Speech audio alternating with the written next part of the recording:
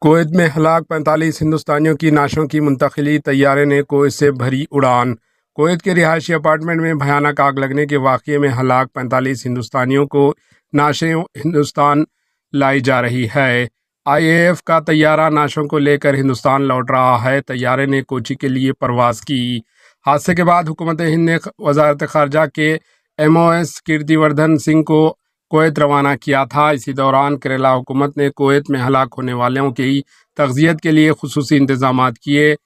کیرلا کے chief minister, ریاستی وزراء، مقامی عوامی نمائندوں کی طرف سے مہلوکین کو خراج عقیدت پیش کیا جائے گا۔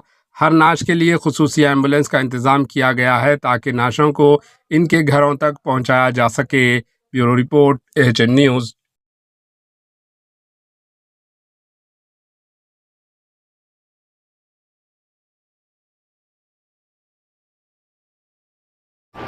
AHN نیوز کو لائک کریں، شیئر کریں اور سبسکرائب کرنا نہ بھولیں۔